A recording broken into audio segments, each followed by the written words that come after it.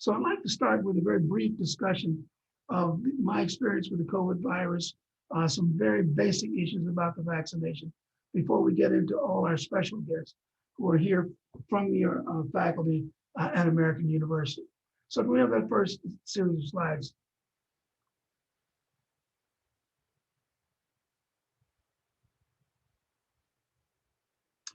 All right, so let's talk about the COVID-19 vaccine, since that's on everybody's mind. Can I have the next slide, please?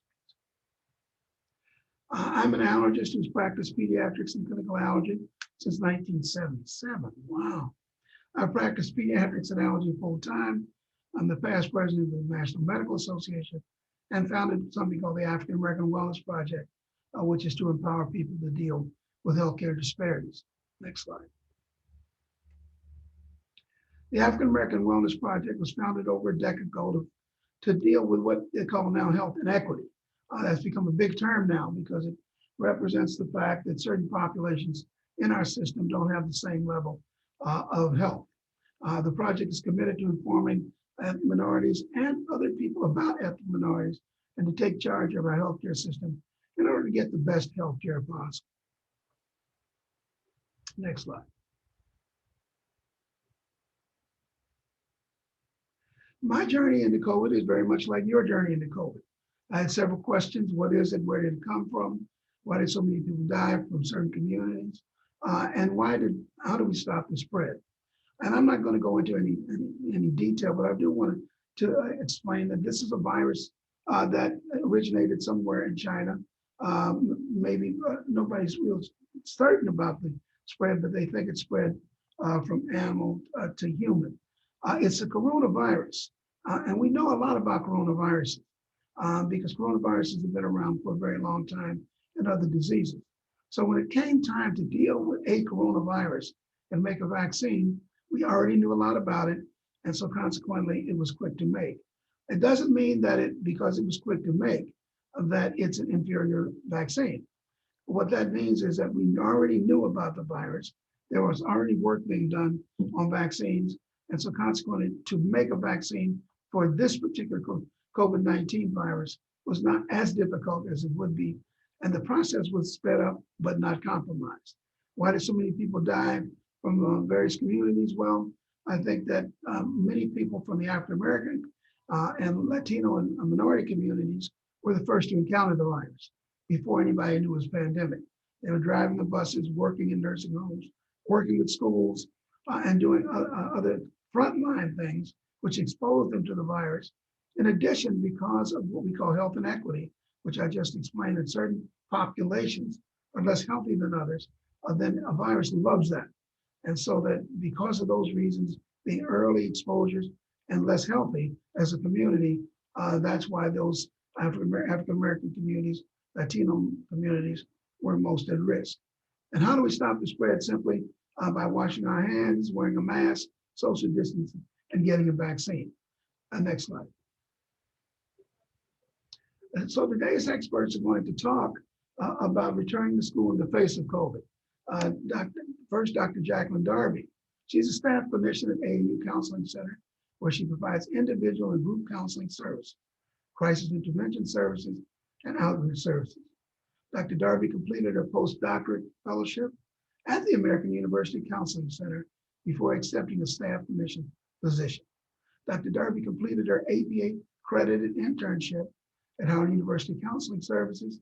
Her special interests include substance use issues, body image concerns, specifically the effect colorism, effects of systemic oppression on individuals, group therapy, and interpersonal trauma.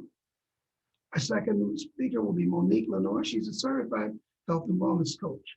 Monique has been working as a certified health and wellness coach for the past 2.5 years, has coached close to 150 people back to optimal health and their goal weight.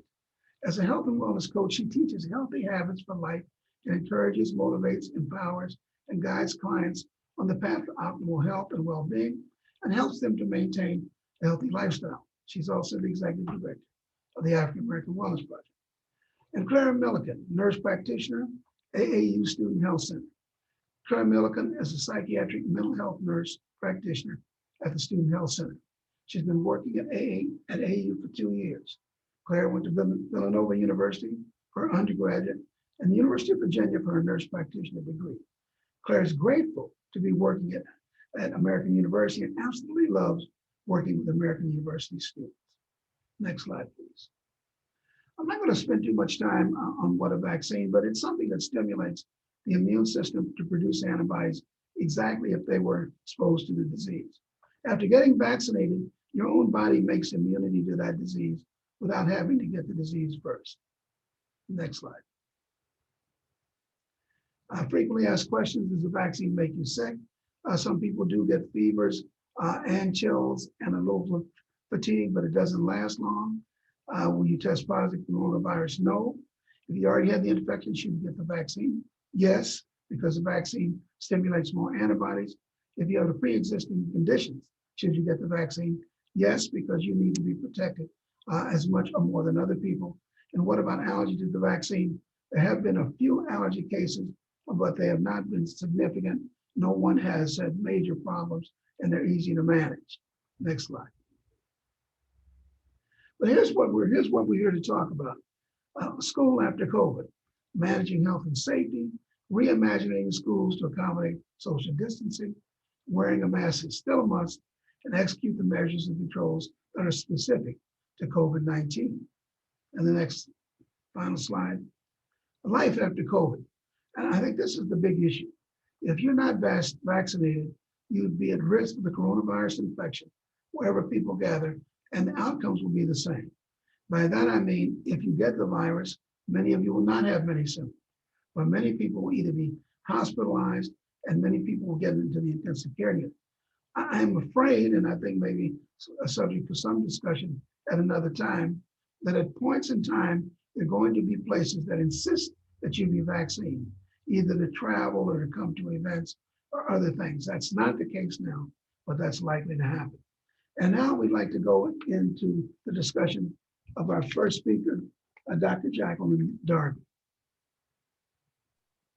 Thank you so much, Dr. Lenoir. I really appreciate it. That was great just to even see the first slide. So I'm going to share my screen. Hopefully I can do this correctly. So far, so good. Okay. So want to talk a little bit about how to cope during the pandemic. So like I was mentioned before, trying to find my thing. Like I was mentioned before, my name is Dr. Jackie Darby. I'm a licensed psychologist at the center at AU Counseling Center. So I may see some individuals may have seen me around because they see me as one of the individuals who are providing services, may see me doing outreaches, may see my photos on our Counseling Center website. So hopefully I look familiar. If not, hopefully you get to know me today. And so today we're going to talk about some goals of how we identify what mental distress is and how it can appear in a person's life. We want to learn about the importance of stress management, and we're going to develop some ways to prevent burnout in the field. So the first things first, I want to make sure we kind of keep it real. Let's be honest, right? This past year has been a lot. 2020, I think we can describe it as a hot mess, and we're still a little bit weary of 2021, right? We don't really know how it's going to go forward, if we can kind of trust what's happening, if we can feel safe. And these are all valid emotions that many people may feel as they try to readjust to what life will be. It's very important that you take care of yourself, both physically, spiritually, mentally, and emotionally, as you navigate what 2021 and beyond will be. And I always say this is kind of time to put on your oxygen mask. If you ever flown a plane, you know that one of the health and safety rules that they give is that if there's a low air pressure, you put on the oxygen mask, will drop down, you put on the oxygen mask for yourself. If you're traveling with a vulnerable population, you're told to put the oxygen mask on yourself first before helping the individual. And oftentimes that seems weird. Like, well, why wouldn't I help the person who needs help first? Well, the reason being is if they're in a vulnerable population, they already will need assistance. And so if you put the oxygen mask on them first and you pass out, they'll still be in a place where they need assistance. They can't help you. Versus if you put the oxygen mask on yourself first and if they pass out, you are still in a place where you can physically still help them and they could be all right.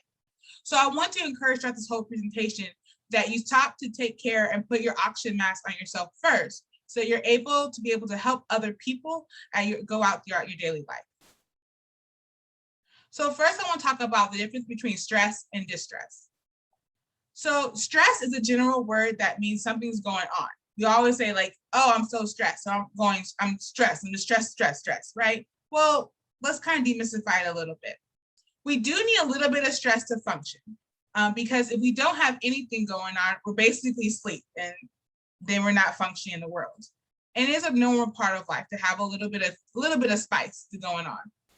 The moment that stress or that spice goes from being functional to being a burden is called distress. And distress is when you feel you are having to give out more resources than you're able to actually have within your own self. And you might display a typical behaviors that may or may not need immediate attention, such as becoming angry with your partner. You may have difficulty falling asleep. So these are things that you may need to address right now, or you might be able to hold off for a little bit before addressing. At any point in time, these behaviors, things that you don't normally do in regular circumstances, require immediate attention. That is a crisis. And that's when you need to get help as soon as humanly possible. So when I say atypical behaviors, what am I talking about? Here are some things to look for.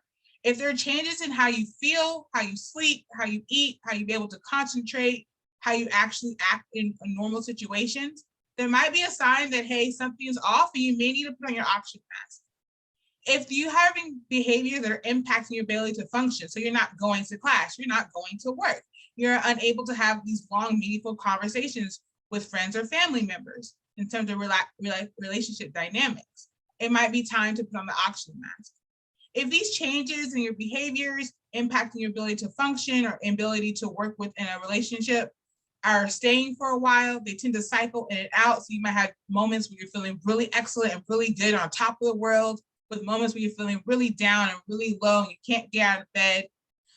It might be time to put on the oxygen mask and seek help. And if any of these changes, they're impacting your ability to function, impacting relationships that are tending to stay for a while or cycle through, are not typical for the stage of development, then it really is time to seek some help. And what I mean by not typical for stage of development, I'm meaning that, for example, if you're a 2-year-old or a 3-year-old and they throw a temper tantrum, that's typical for their age of development, right? Because they're 2. But if you're 19, 20 and up, and you're on the ground flopping, throwing a temper tantrum, that's not typical for a 19, 20 and up year old to do. So that might be a sign that that person is going through an atypical reaction and maybe time for us to seek services. So we talked about stress and distress. And so how do I manage it? How do I keep stress at a level where it can function for me? And so what you want to do is always ensure you have the bandwidth to handle the environmental stresses that you're going on. And the key word here is management. Again, we can't take stress completely away. If I could, I would be rich and I would definitely do it. But unfortunately, I can't. So stress management goes by other names such as self-care, mini break, mental day off, etc. Whatever word you want to describe to use to talk about ways in which you take care of yourself, please do. It is also necessary and important. I tell people treat self-care or stress management on the same level as you would your job or you would your schoolwork. You need to take that time out for yourself. And actually, other people need you to take time out for yourself. Again, you can't help people or interact with people or do the work that you want to do if you're burnt out. It doesn't work. So in order to best function at your level that you feel comfortable, it is important for you to take your time out for yourself. And what that can look like is I tell people there's 5 domains of stress management. You want to look at the physical, the mental, the emotional, the relational, and the spiritual. So you want to find different ways you can mix throughout these domains to make sure that you have a well-developed, self-developed stress management plan. You don't want to rely heavily on one domain because your body get used to it. Think of it like working out. You don't do the same exercise over and over and over again because eventually you'll build out a tolerance and that exercise is no longer effective. So you definitely switch it up. And this is what you would do for your self-care or your stress management program. And so the hope and gain is that by doing this stress management, you eliminate or at least lessen the opportunity for you to get burnt out. And what burnout means is that basically you're done. and you're basically over the situation. You're feeling drained. You don't feel connected to what's going on. You're not taking care of yourself. And it's a sign that you move past this optimal point of stress performance and that you have stayed in the high level stress, low performance area way too long. Our bodies are amazing that we're able to adapt to some level of stress. I mean, think about it with midterms or the holidays, we're able to function even though it's a stressful time. It's just that our bodies are not meant to stay in that situation for a very long period of time. And if you are overextending your body's ability to stay into that high stressful, low performance area, that's what leads to burnout. So I always love a good acronym because acronyms are easy to remember. So the best way to prevent burnout is to think rich. You want to recognize the signs of distress. You want to implement a stress management system. You want to create healthy ways to manage your body. And you want to hold appropriate boundaries with people and places and things. Because even in this year that is 2021, with everything going virtually, people do not have the right to invade your space. That includes your physical space as well as your mental and emotional space. So creating those healthy boundaries is a way you can help to prevent burnout. So options, because hey, like I want to learn how to do these things. How can I do this? Who can I turn to? We have several options. There's also teletherapy options, which if you have if you have insurance, you can definitely use. You want to make sure that your provider is licensed in the state that you're physically located in. So you can contact your insurance provider. If you look on the back of your insurance card, you'll be able to see a number. Definitely call that to ask for in-network providers. Psychologytoday.com is an online database that you can sort by insurance, you can sort by gender, mental health concerns, location to find the right provider for you. Also, there's a pro bono counseling project. So in places like Maryland, they have this network in which they offer free mental health services for individuals who do not have insurance, who live and or work in Maryland. So these are all places that you can go to seek services. There's various apps that you can use, such as the Calm app, that helps with managing anxiety and sleep. I personally like the virtual Hope Box because it gives you activities to help manage your anxiety and your panic, such as deep breathing exercises, visual guided imagery, stuff like that. You can also input your playlist, pictures, anything that helps you maintain a sense of calm and helps you reduce your anxiety and panic. Mood tools, another way to track your mood and activities on a daily basis. Social Fixer is interesting because it allows you to filter out certain things on your newsfeed on social media. Again, because people don't have access to you 24/7. So there are certain topics and things you don't want to see on your newsfeed. Social Fixer will be able to eliminate that on your Facebook. And it's also a free app extension for you to use. Also ask your friends, your doctors, your family. They'd be able to maybe give you a referral to a source that you didn't even know was out there. So please feel free to ask around. And it wouldn't be an AU Counseling Center presentation without a plug-in for our services. So the American University Counseling Center does provide psychological care for students in the AU community. All our services are free and confidential, meaning you don't have to pay for it, as well as whatever happens there stays there. There are times you have to break that confidentiality if you're fearful that you're in danger of hurting yourself or other people, or there's instances of abuse of a vulnerable population. That's something that we talk to you about before we do. What we offer is time-limited individual therapy and unlimited group therapy. So the groups that we offer are ones that call interpersonal process groups, where we look at how we relate and connect to other people. We also have groups with certain identities, such as Black Folks Heal, which are for a group that for individuals who are identified as part of the African diaspora. We have Our Voices, which is for individuals who are identified as students of color on this campus. We have the LGBTQ+ group for individuals who identify as part of that community. We have two different groups called How to Deal, which is more a specialized educational group, teaching you how to tips and tricks of how to do this, stress management, as well as coping with COVID-19. For individuals who have been negatively impacted by COVID-19, this is a space just for you to kind of process and talk about that, situation. We also offer consultation referral services. So you're like, hey, look, I want more than 8 sessions, but I don't want to go to group. We can help you get connected to a provider in the community. We are open Monday through Friday,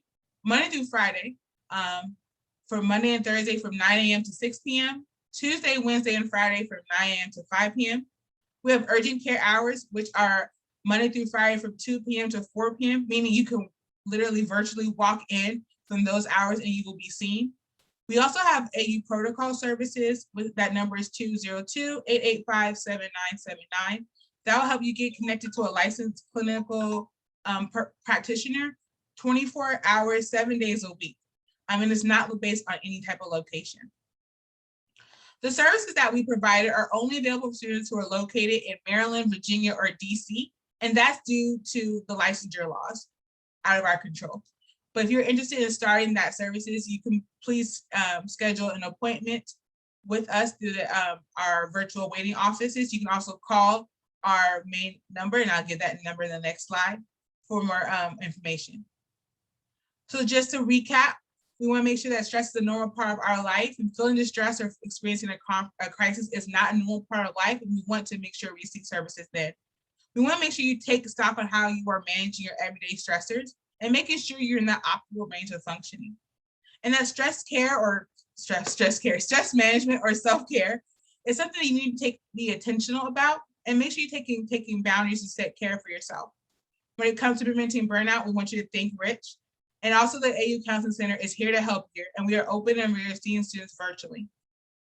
So here's our contact information. If you want to contact us by phone, our number is 202-885-3500, or you can visit our website, which I will drop in the chat for those who are like, I can't get the number down, I can't get information down. You can also visit our virtual waiting room during that same link. And if you want to follow us on social media, feel free. Our handle is below. We're available on Twitter, Instagram, Pinterest. We have YouTube videos, as well as a really cool playlist on Spotify. So with that, I'm going to stop sharing my screen. And I thank you so much for having the opportunity to share the information with you. If there's any questions, feel free to drop in the chat. And with that, I turn it back over.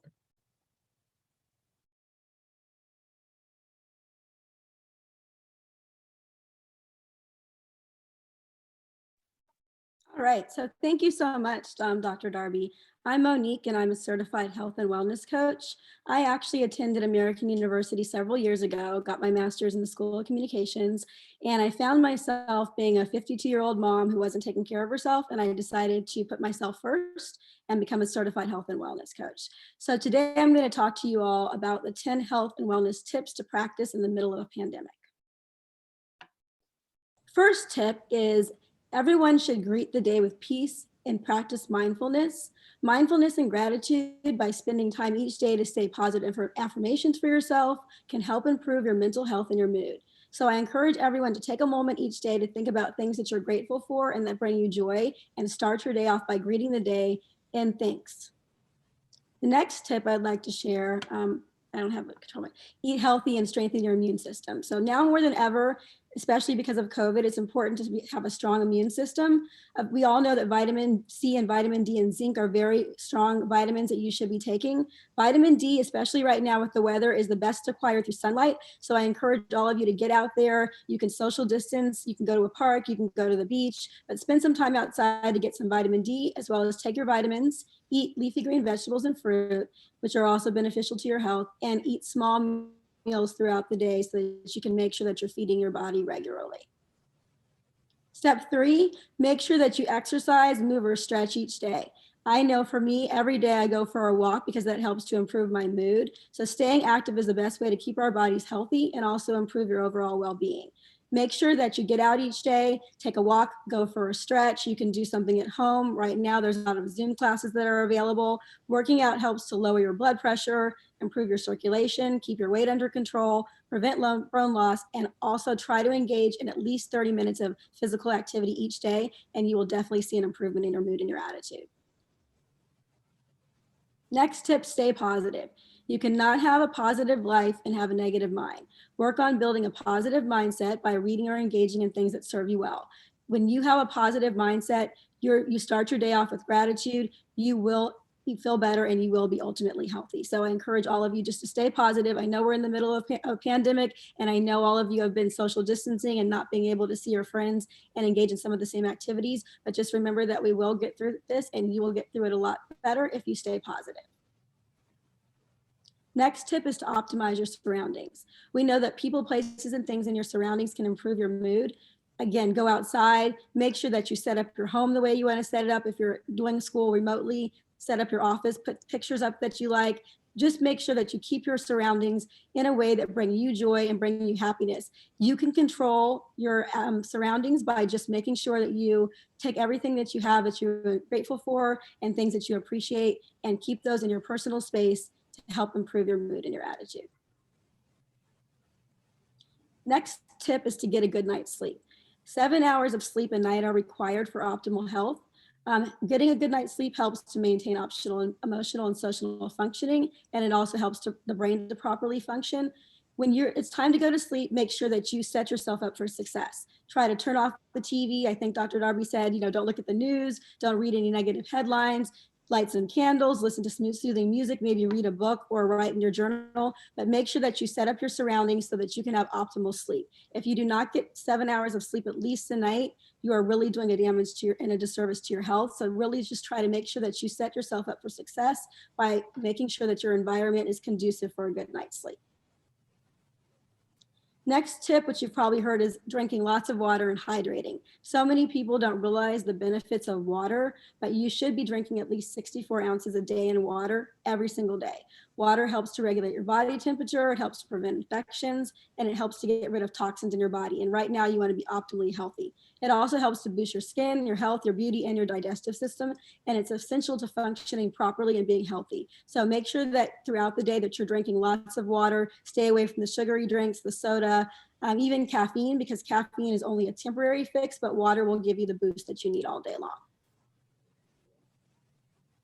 Find your tribe. I know right now it's hard to get, into big groups with your friends, but find your pod. You've all heard about people forming pods. Find those group of people that bring you joy. If you can't be in person with them, you can Zoom with them. You can do a FaceTime with them. You can set up group text, virtual parties. It's really critical right now to have your support system around you. And whether that's family, friends, a workout buddy, someone that you meal prep with, a fellow student, but form your own pod so that you can have your own tribe that keeps you happy and keeps you motivated and keeps you positive throughout the day and the weeks ahead. Tip number 9, building a healthy mindset. Building a healthy mindset is really key to everything that I just spoke about. And there's certain things that come with that. Calmness, the ability to calm your mind under pressure, which is really key right now. That helps to build a healthy mindset. So center yourself and recognize when you're overthinking or worrying about things that you don't have any control over, and remain calm. Also, clarity. Get clear on your priorities, your goals, and your values, and you can remove that overwhelming feeling of uncertainty and get clarity around what it is that you want to do and what that you need to do. The next step around building a healthy mindset is compassion. Accept yourself, set healthy expectations, and trust yourself in the journey that you're on. This has been an unprecedented year, and it's been really hard for everyone. But if you have compassion and know that you're not going to be perfect, everything's not going to be the way that it was before, give yourself grace and just try to get through these weeks and these months and know that you'll be better on the other side. But you will only be able to do that with a healthy mindset. Concentration. Focus on what matters and making sacrifices with your time that allows you to follow through and make progress. Concentrate on the things that you want to achieve. Set small steps, baby steps. You don't have to achieve, grandiose things. Day by day, get through the day. Maybe write a win the day card each day and put it up somewhere in your room. If you accomplish these 3 or 4 things, then you will have been a success. It doesn't have to be large goals, but set those goals and concentrate and focus on what it is that you want to achieve. And then lastly, courage. We all know it's taken courage to get through this past couple of years. So courage helps you take action, face your fear, do not procrastinate, and do not hold yourself back, and move forward with courage, knowing that we're all in this together. And again, that we will get through this. So really focus on building a healthy mindset, because that is key to everything that I'm speaking about today. And then lastly, developing healthy habits. The key to habit formation is doing the action or routine consistently over time until it becomes a habit. Start with the simplest and easiest goal imaginable. Habits are powerful because they remove the need for decision making. When you do something habitually, deciding to do it no longer takes up brain space. Figure out what healthy habits that I just share with you today, whether it's walking, stretching, surrounding yourself with positive energy, positive mindset. Do all these things to form healthy habits so that you can be optimally healthy for life. And lastly, a couple more slides here. I want you to do 3 things 3 things each day to help get through your day. Figure out what energizes you, figure out what you're grateful for, and also what's not working for you and why, and make the change and the choice. You control your life. I know right now everything is kind of in flux, but the one thing you can control is your mood and your attitude and your health. So I encourage you all to take charge of your health, because right now more than ever, it's important to be optimally healthy. And I'd like to leave you with this last quote. Nurturing yourself is not selfish. It's essential to your survival and well-being. If you do not put yourself first, nobody else is. And right now, it's really key for you to be emotionally balanced and stable, but also to find the things that bring you joy, that bring you happiness, and practice all of those healthy habits so that you can get through the school year and that you can flourish in the years to come. So thank you very much. All right, thank you very much for those 10 tips and quotations. I think they can be all very, very helpful in kind of putting yourself first. I think is important. If you're not healthy, it's hard to help other people. Claire Milliken. Thank you, Monique. Yes, my name is Claire Milliken. I'm the psych nurse practitioner over at the Student Health Center. I'm one of 2 psychiatric prescribers at the Student Health Center. There are many general practitioners that work with some of the medical concerns. I thought I would bring up a couple things that have come up over the past couple of months, past year, and I tried to filter out what Monique and Dr. Darby had already mentioned, but just quickly run on through that. One of them being that the past year has been a lot of things that haven't been within our control. And as humans, I think we really like having control. So it leads to the next question of, well, what do I have control over? Which we have just talked about some of those things. But that also includes our exposures, whether it be the social media, and I hadn't heard of the social fixer, but that sounds like a good idea.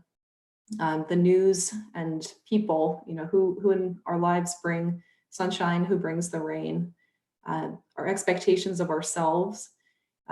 Maybe before pandemic, I was hoping to graduate in May, but these are different circumstances, and allowing yourself the option to look at alternative routes to the same outcome.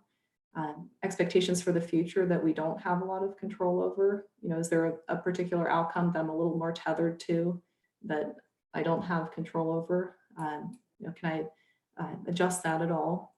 And then our utilization of resources and support, which we're talking a little bit about. I think another thing that Dr. Darby had mentioned is, let's just call it as it is. This year has been really rough. And I think we need to acknowledge that we didn't sign up for this, but we're doing the best that we can. And so college in of itself is a really stressful time without the pandemic, and now online classes are not conducive for everyone. But just kind of listening to the emotional thermostat, what we need at this point in time may be completely different than 3 to 6 months ago, or what we need right now might be different than what we need in the future. So kind of acknowledging what provides that strength and allowing some adaptability with these things. I'll talk a little bit about psychotropic medication management, just because that's kind of my service at the Student Health Center, but this is just another option, another tool to have in the toolbox, especially if functionality has been impacted by mental health symptoms or quality of life has been impacted. My relationships are suffering, or my academics, but we have the 2 psychiatric prescribers, so they're options. But another consideration is that a lot of mental health conditions have many physical symptoms as well. And so just to know kind of that these things are available. Another thing is that there was a national study called Healthy Minds, and it looked at I think it was about 150 colleges, university, community colleges, and over 50% of college-age students met criteria for mental health conditions. And so this is, that's out. I don't even have a word. It's so just knowing what the resources are available. And as mentioned, mental health is this multi-dimensional. There's no one thing that leads to anxiety or depression. So having multiple domains. Okay, you know, what do I have in my toolbox to kind of work through these things? But just a consideration for the psychotropic medication management, you know, we're always happy to talk about some of the misconceptions with medications and misconceptions about side effects or changing one's personality or whatnot. So, but in regards to, I think I'm also covering other resources at American University. We could easily spend, you know, a whole other presentation on just those things, but briefly talk about that. And Dr. Darby had covered the counseling center. That's one of the confidential resources at American University. There's also the Student Health Center, which I just talked a little bit about. So the psych prescribers, the two of us, and then our general practitioners. Those are medical doctors, physician assistants, nurse practitioners. So can complete a variety of things. I can include STI testing, UTIs, cough, flu, physical exams, PrEP, transgender hormone initiation maintenance. Let's see, we also have the OASIS, the Office of Advocacy Services for Interpersonal and Sexual Violence, whether it be for oneself or just kind of seeking information for others. There's also the immediate care page, scheduling to meet with an advocate, connecting with other campus resources or off-campus resources. And then the Case Spiritual Life Center, that's the last confidential resource. And then there are other options like Health Promotion Advocacy Center, HPAC. So this is student-centered wellness resources at AU, also to connect with on-campus or off-campus resources. And so it can have wellness consultations, peer-to-health programs, alcohol and other drug initiatives. And then the Center for Diversity and Inclusion, respecting and valuing diversity, the workshops and training, outreach, weekly newsletters, community events. And then Dr. Darby had also talked about the crisis services available. So just things that are available on campus and can also assist with off-campus resources if needed.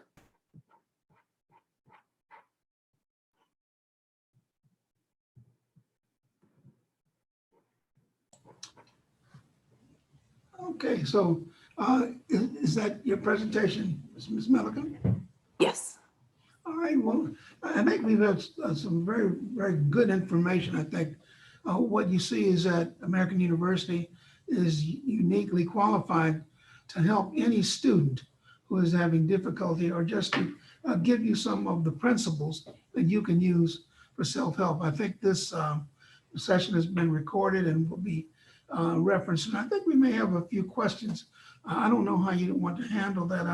I'm not in the chat room. I'm going to read them. I'll read them. There were two in the chat. The first one says, for anyone, what about burnout? We are a year into this pandemic, and we have heard many of these tips. How can we remotivate ourselves? How can we reactivate our minds to keep moving forward? Dr. Darby, you want to handle Yeah, so I started answering the question. Sorry, I got really excited. Like, oh, let me type this while I'm listening. But one thing I mentioned in the chat is kind of remind yourself of your why, right? So what is the why? Why are you getting healthy? Why are you doing these activities? What's the point of it? And sometimes during this pandemic, our why at first was like, oh, I just want to be able to manage a little bit. Now maybe like, well, I kind of make sure I'm ready whenever we do go back out in the world. And so it's okay to have your why change. You just want to have a conversation of and acknowledging with yourself of what that is. And the second thing is to actually, like, you know what, admitting that this sucks. And this pandemic is not something that we planned on for this long. And it's okay to have that admittance to yourself and knowing that you may not feel like doing these activities, but by simply doing them, you're going to re-engage your brain of saying, oh yeah, this was fun. This is why I like doing this. Even though I may feel tired, I do enjoy working out, or I do enjoy cooking. And by simply re-engaging those activities, you remind yourself, your brain at least, the joy that you get from this. So those are some tips I would recommend. Just again, reestablishing your why, admitting where you at in terms of how you feel, and then also just simply doing the action anyway, even if you don't feel like doing And I was just going to piggyback on that, Dr. Darby, and say that's the importance of goal setting. When you set goals, you have something to look forward to, and you can work towards those goals each day. We're all kind of limited right now, but if you set your goals and aspire to greater things, then each day you can wake up and know that you're moving towards your goals, and that should give you something that motivates you throughout the days and the weeks. All right, the next question. Okay, the next question is, how do we know if our lack of concentration or ability to pay attention is something we need medication for, or if it is a symptom of the times? And if it is a symptom of the time, should we seek professional help medication when healthy habits don't seem to work? I can take that one. This is a great question. So our environments have completely changed, and so many folks have said, I used to study at a cafe or in the library, and now I'm doing everything at home. So I would say trying to have, back to what's within our control, trying to do the environment to, maybe I've noticed if my camera's off, then I'm more likely to scroll on Facebook or get distracted by things. So how can we make our environment, I think Monique talked about a little bit, more conducive to, one's attention span. The other thing is, and this might be a little bit of a long answer, but concentration is a little bit of a vague symptom that can be overlapped by a lot of different things. So that can be a sign of depression, not the only sign, but one of the signs of depression. It could be a sign of anxiety. It could be underlying ADHD. So having someone go through that assessment with you to figure out what is the underlying reason that this is happening. Maybe, I've tried to do these other things, but the concentration is still, the deficits are still there. Yeah, I'm sorry. Did you want to respond to that? Yes, one little thing. You don't have to be in crisis to seek care. So at the center, we love to consult with people and just to talk to people before we're at a level 10 crisis. So if you're like, hey, I'm noticing these changes and I want to see what's going on, please stop by us at the counseling center or at the student health center. We would love to chat with you to see like, hey, what's going on, to kind of get an assessment of what's happening. So don't think that you have to be in a crisis in order to seek help. We take everybody that we can. All right, are there any final words that any of our panel would like to impart before we sign off? I had one question. What advice would you give if you're seeing behaviors that someone that you live with at home where you may feel like they are maybe depressed or they are struggling with anxieties? Like, what are ways that we can help them without being too pushy or too, like you don't want to scare them away by saying, I think you're depressed or I think you're this, but what advice would you give if you see someone with the signs? Good question. Who would like to take that? Dr. Darby? Or? I think everyone's looking at me. I'm trying to avoid the cameras. First thing, I think, come with your intention of love and concern. Always come from that perspective. I always tell people, start with I messages. This is how I feel. This is what I'm observing. I'm concerned for you. If you have a resource you want to give them, say, hey, this is something I think might be helpful. And then that's it. You have opened the door. It's up to that other person to walk in. Now, if you feel they're in danger of harming themselves or harming other people, then please reach out to emergency services to do a wellness check or in that area, because that's a whole different conversation for a whole different day. But if they're not in danger of hurting themselves or other people, you're just concerned because you're noticing all these changes that they're exhibiting, be very front with them and say, hey, I'm concerned for you. And this is what I feel, and I care. And because I care, I'm recommending this. And then hopefully you have enough buy-in, they're able to take that resource and run with it. You can, and more information about that, you can get in contact us of how to have these conversations. The conversation may be awkward because it is an awkward topic and an awkward conversation. But if you come with that intention of care and concern, the person should be able to hear you. And you can also let them know, like, it's normal. We are in the middle of a pandemic, so it's normal to feel that way. Everyone is struggling in some way. They may not show it or talk about it, but that's the norm right now. So just let them feel that they are heard and also that you care about them. And that's why you're reaching out, and that they are not alone. That, they're in the boat with a lot of other people who are experiencing the same thing. Yeah, well, I think also that it's never one person. So always get engaged that other person in an open discussion before you reach certain conclusions. Sometimes both people need to be involved in solving those problems. That's what we find very often in pediatrics, especially among couples who for the last several months have been put together in a much more intense environment. So that always think think through am I part of the problem? And if you're part of the problem, you need to be part of the solution. Are there any additional questions?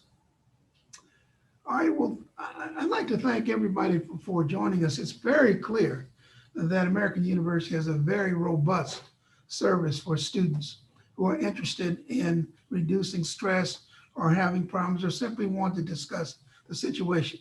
I can tell you as a physician that we can be very optimistic, but I have two words for you. Hold on. We're not ready yet to relax social distancing, to stop wearing our masks, to stop washing our hands, but we're very close. I think maybe by the fall, there'll be so much more normality that you really can't appreciate it now.